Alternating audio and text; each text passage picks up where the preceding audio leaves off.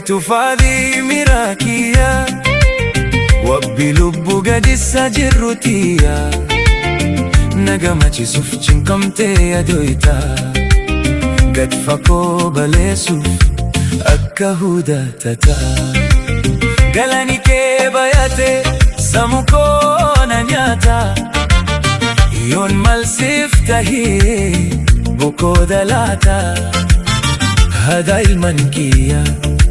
yaa badaasa waqaa dagalee jiruu sumaa yoon si farsee haqaa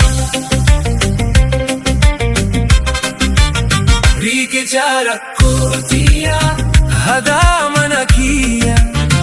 qoricha dhukkubaa koo wabii jiruutiya wabii jiruutiya riqicha rakkootiya hadaa mana kiyya qoricha dhukkubaa koo wabii jiruutiya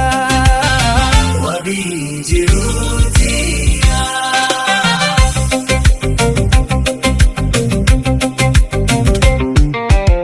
tikon arkade budiste dabus gamada hireeten yaf kabaja fi jalala buda qabda hichiti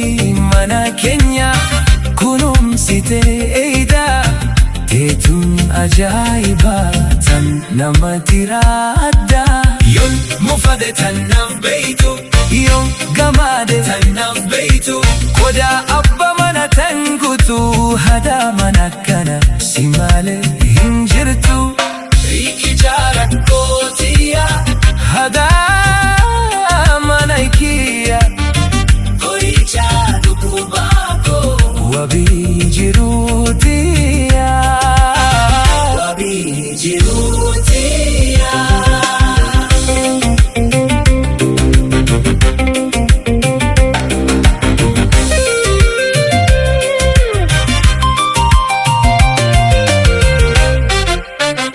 aranaf mija ubaate fadhi keeyratu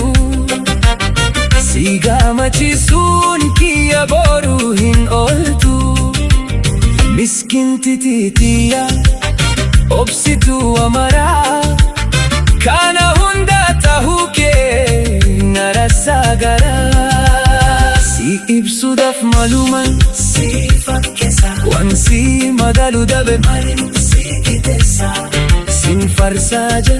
barbaade lafa samii keessa jachii kaamu dhufu